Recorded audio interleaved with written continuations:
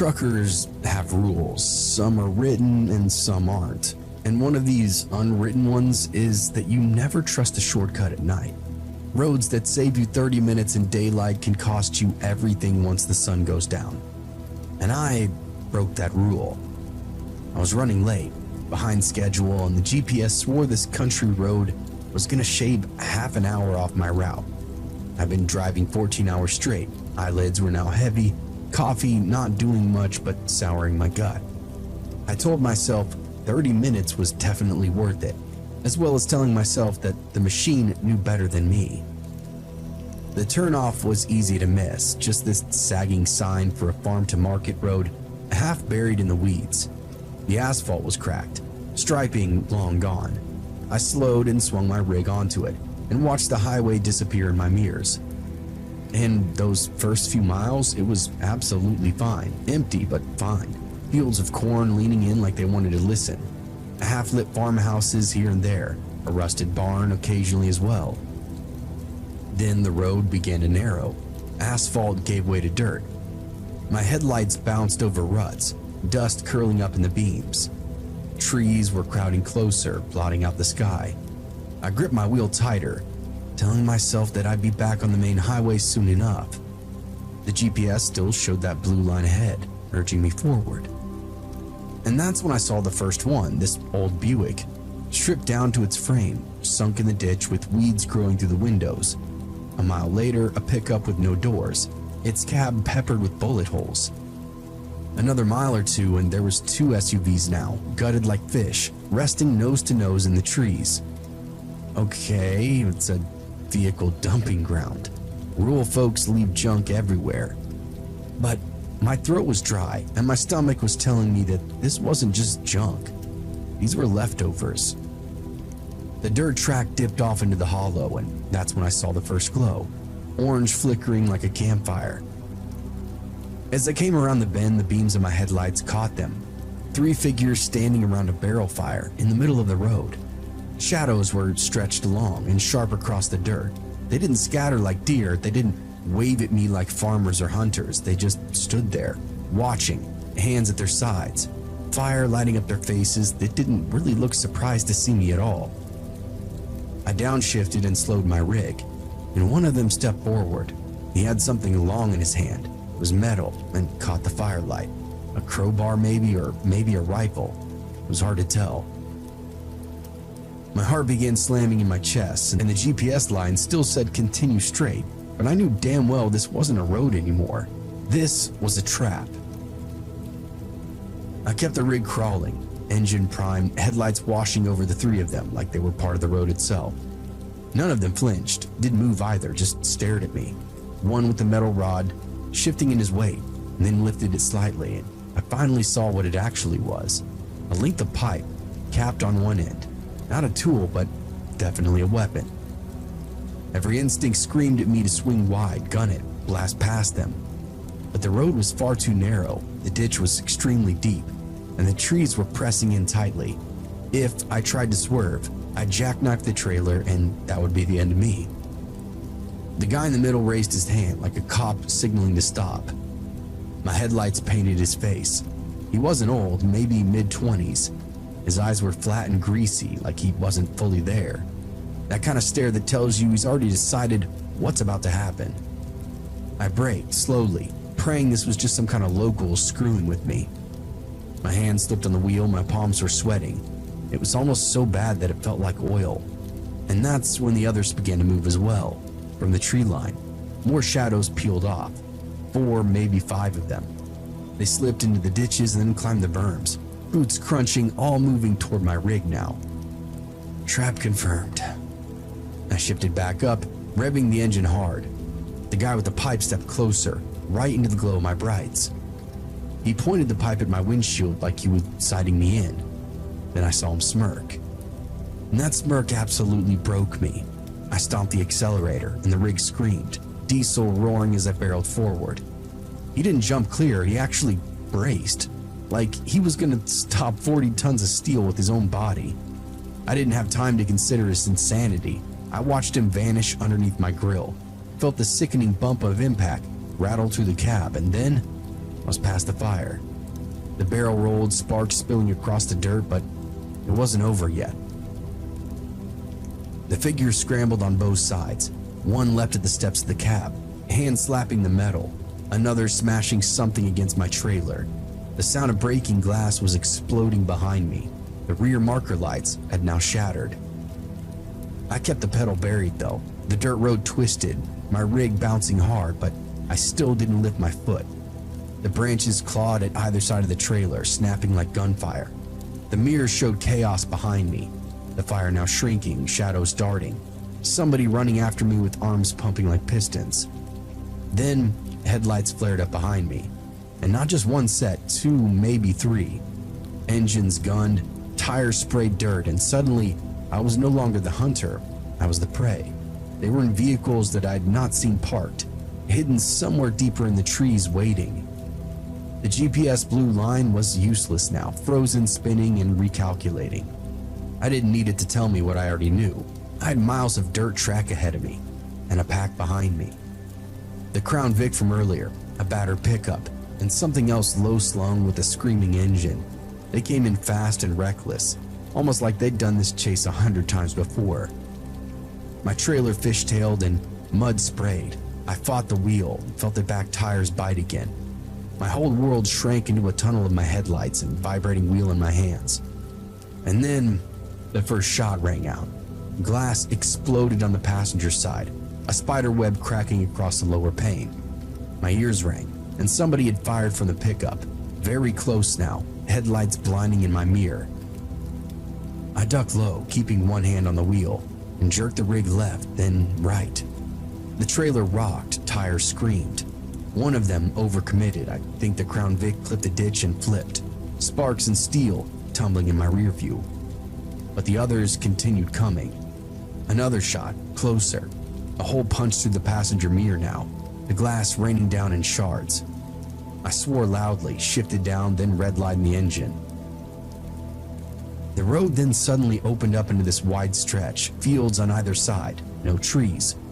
Moonlight turned the dirt silver. Then I spotted a sign half buried in the weeds. County road ends. Bridge out. My stomach dropped. I couldn't stop, not with them behind me. The bridge was nothing more than this rotted span across a shallow creek. I saw it in the last second. Half the planks were gone, support beams sagging. But it was too late. I hit it doing 50. My trailer shuddered, wood splintered like bone. And for a second I was airborne, stomach in my throat. And then the front tires slammed the dirt on the other side. Metal screamed, sparks lit up, but somehow, by some miracle, the trailer didn't shear off. Behind me, that pickup wasn't so lucky. It hit the gap far too slow, and the front end cleared, but the back axle snapped, dragging it down nose first into that creek bed. One engine still screamed. The low-slung car had made it across, fishtailing wildly, still chasing. Headlights swerved, drawing closer and closer until it pulled up alongside me. I saw the driver now, close enough to smell oil and cigarettes through that busted-out window. His face was painted with something, black streaks under his eyes like war paint. He was screaming something that I couldn't hear, and it sounded like some kind of cry. Then he jerked his wheel toward me. Metal slammed metal, my cab rattled, and I fought the wheel and pushed back. The two of us locked in this deadly dance at 50 miles an hour. He tried again, slamming into me, only this time I was ready. I jerked left, forcing him into the ditch. His headlights veered, his car tipped, then he was gone, rolling and flipping, steel shrieking as it tore itself apart. Silence only followed me now, only my engine was the only thing making noise. I kept the pedal down, heart still jackhammering, hands shaking so bad I could still even grip the wheel. Then the GPS chimed in, calm as anything. Rejoining highway in 2 miles. I almost laughed. Almost. 2 miles never felt so far in my life, and that dirt track bucked under my tires, each rut threatening to snap an axle. Every single shadow out in those fields twitching like it wanted to step out onto the road. My ears were ringing from the gunshots, and my hands were now welded to that wheel. I continued checking the mirrors, waiting to see more headlights reappear. waiting for another engine to scream up behind me, but there was nothing. Just black fields and broken fences under the moonlight. The GPS purred like it hadn't just tried to feed me to the wolves. In 1 mile, turn left. When I saw the highway again glowing faint under the moonlight, I could have cried. Pavement, civilization, lifeline. I hit the turn so fast my tires were squealing, trailer tipping dangerously before it slammed back down. I shot back onto the interstate like I'd been launched from a cannon. 60, 70, 80. I didn't care, I'm not stopping. But adrenaline really will only last for so long. After 10 minutes of white-knuckle driving, I eased back, checked my gauges, and listened for anything wrong with my rig. The grill was bent, one mirror was gone, and the marker lights were busted, but she was still running, still alive, unlike them. I pulled into a truck stop 45 minutes later. Lights bright, pumps humming, people inside, real people. I parked crooked and staggered out of my cab, then went straight to the bathroom to splash some cold water on my face. The reflection that looked back at me was pale, eyes wide, pupils like pinholes. My shirt was completely soaked in sweat. I didn't call the cops, didn't even tell another driver. What would I really say? That a gang in the middle of woods tried to hunt me down on a dirt road that my GPS told me to take? That I ran a man down with 40 tons of steel just to make it out alive? I really doubt that anybody would believe me. And even if they did, out here in the middle of nowhere, it wouldn't really matter. I got back in my rig, hands still gently shaking, and I made a promise to myself. Never again. Never trust the blue line. Never take a road that you don't know. But occasionally late at night when the interstate goes empty and the CB chatter dies out, I still will think about that shortcut. About those stripped cars rusting in ditches, the barrel fire lighting up the trees, and that smirk on that kid's face before I hit him.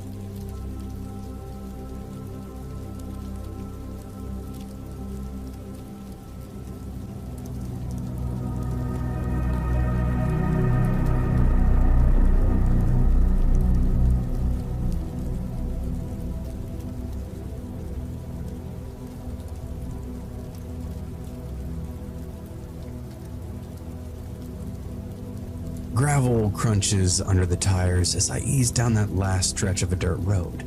The air thins out up here. Pine trees crowd the hillsides. Dark water spreads wide and flat up ahead. The reservoir, nobody else around. That's good.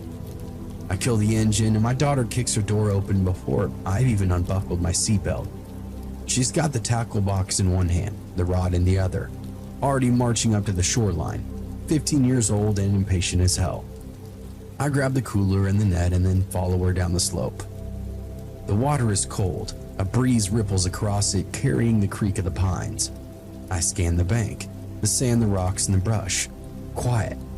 Too quiet maybe, but I guess that's really what we came for. Just us, no crowds, no phones, no other buzzing. I glance over and see a tent, half collapsed, staked right at the edge of the water, maybe about 15 yards down. No car, no boots outside, just nylon sagging, door flap open, shadows inside it. Somebody else beat us to it, my daughter says. She sounds annoyed. I tell her not to worry, place is big enough for two. But I feel my stomach shift. Tent looks all wrong, like it's been there for quite some time. We end up settling a little ways off and she sets up quick, hooks her bait and casts out into the water. The bobber plunks and drifts off. I unpack the cooler, crack open a soda, and just try to shake off the unease in the air. Then I take note of the tackle box that's near that tent. It's not ours, just sitting in the dirt, lid open, lures spilling out like teeth. Hey, I call out to my daughter, nodding toward it. You see that? She follows my gaze and then frowns.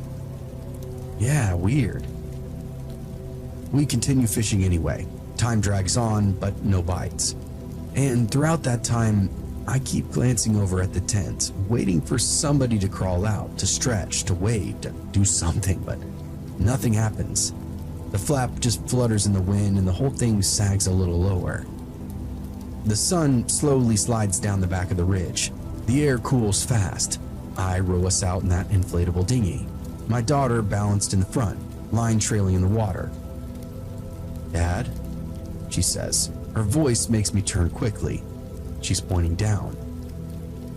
Beneath us, maybe 10 feet below, the headlights glowing dull and green. A car, submerged doors open, weeds waving out like hair. The reflection ripples across the surface, lighting up her now pale face. I grip the oars, throats now dry. My first thought, an accident. Somebody drove off the road. My second thought, it's been down there for a while. Where the hell is the report? Where the hell are the people? The breeze then dies and the water flattens. And that's when he steps out of the tree line.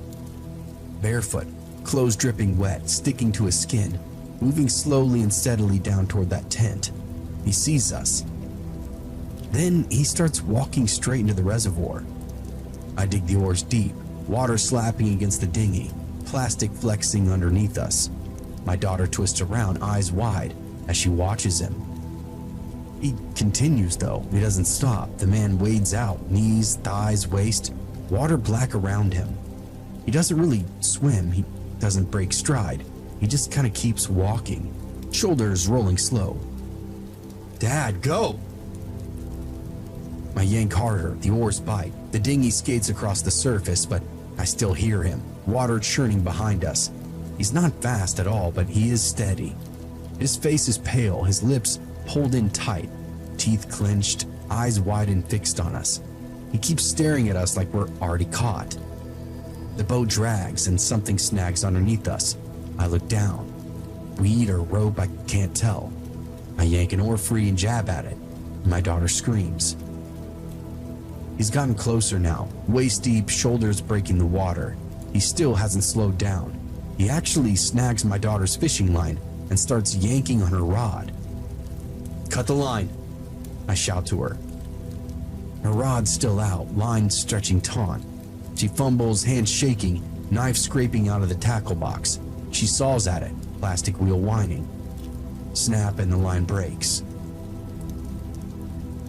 I slam both oars, dig deep, and the boat lurches free, shoots forward. I don't stop. My arms burn and my chest feels like it's about to split open. Then I glance back and he's gone. The water ripples. Empty. I spin the dinghy searching. The tent on shore sagging in black, pines hissing with the wind, but there's nothing on the bank. "Where is he?" my daughter whispers. And then the dinghy jolts, a hard knock from below it. We both scream and I almost lose the oars. Another thud, harder this time, shaking the boat. Water splashes over the side. He's under us. "Move!" she cries to me. I row blind, wild. The boat jerks forward, then stalls again, and something scrapes the bottom. Nails on plastic. The dinghy rocks hard, and she clutches onto the side. A hand then bursts up through the water, pale and slick, fingers crawling at the rim of the boat. Nails were blue, skin wrinkled like it'd been soaking in it for weeks. I swing and the oar smashes down, the crack of wood on bone, and the hand slips under and vanishes quickly. The boat spins, my daughter's sobbing. I row harder, every stroke sloppy and desperate. The shoreline draws closer and closer, 10 feet, then 5, and I hit gravel. She leaps out, scrambling up on the bank. I drag the dinghy halfway out, chest heaving, heart pounding in my skull. The water settles and silence follows. The tent hangs limp beside us, flap open like a mouth. "Get to the truck," I pant. I shove her ahead and glance back over my shoulder. The reservoir is glass, no ripples and no sign of that man. We sprint uphill and my boots slip on the shale, my lungs tearing open. The truck glows in the sunlight, our salvation. I fumble with the keys in my pocket. My daughter's already clawing at the handle and she yanks open the door, hauls herself inside. I jam the key twist and engine coughs and sputters and won't catch. "Come on, come on." And then I hear it, another sound behind us, the slap of bare feet onto gravel. slow and steady, getting closer and closer. When I look up in the mirror, he's there, walking up the center of the dirt road, soaked clothes hanging, hair plastered to his skull. His smile still hasn't changed. His hands hang limp, swinging easy. The truck engine coughs again and dies. My daughter's full out crying now, rocking in her seat. I slam the key again and pump the pedal, praying. The man keeps walking, 10 yards, 9, 8, and finally, the engine roars to life. I slam it into reverse, tires spitting out gravel. My headlights wash over him. He doesn't flinch, doesn't raise a hand, just walks straight into the beam. I floor it. The truck shoots backward, gravel spraying and then spins, fishtailing onto the track. My daughter rips out another scream and clutches the dash. I stomp the gas and the reservoir vanishes. Pines whip by, black and endless. I don't look in the mirror, not even once. But I swear, even over the engine's roar, I can still hear those footsteps on gravel keeping pace. I don't lift my foot, and the truck screams up that dirt road, bouncing hard enough to rattle our teeth. Branches lash at the windows, gravel spits under the tires. My daughter curled up against the seat, fists in her hair, sobbing uncontrollably. The road then curves, straightens, and dips, and I keep it pinned, 80 on a track built for 20. The wheel jerks and tries to tear from my grip, but I hang on. Slowly, the reservoir falls away behind us, black water, blacker trees, and I tell myself, it's gone, it's done. But my skin says differently. My skin says, he's still there. I risk one look into the rear view, but there's nothing, just dust hanging in the air. I want to believe it, but the steering wheel shakes under my hands and I realize it's not the road, it's me. I'm the one shaking that hard. When we finally hit pavement, it was a miracle. The truck surges onto the country road, tires screaming, and then grips solid. My chest caves with relief, and my daughter finally looks up, tears streaking across her face, lips trembling. "Is he gone?" she whispers to me. I want to tell her yes, God, I want to, but the word dies off in my throat. Headlights bloom up ahead, oncoming, a sedan silver creeping slowly. It flashes its brights once, then twice. I ease the truck right, hands slippery on the wheel. The sedan doesn't pass, it slows and it pulls in behind us. My daughter sees it too, her nails digging into my arm. The car stays back just far enough that the headlights blur, and just close enough that we can't forget it's there. As I press harder on the gas, the sedan matches me, and we ride like that for miles and miles, me pushing 80, it shadowing us, no closer, no further, just locked in. Then, just as suddenly as it appeared, it turns off, no signal, no brake lights, just gone off into a dirt cut, swallowed up quickly by the trees around it. Silence fills the cab, and my daughter slumps against the door, completely spent. I grip the wheel until my knuckles ache, and I'm just afraid if I let go, everything will unravel. We don't stop, not until we hit town and file up a police report. The car is found in the water, no bodies, and no suspects.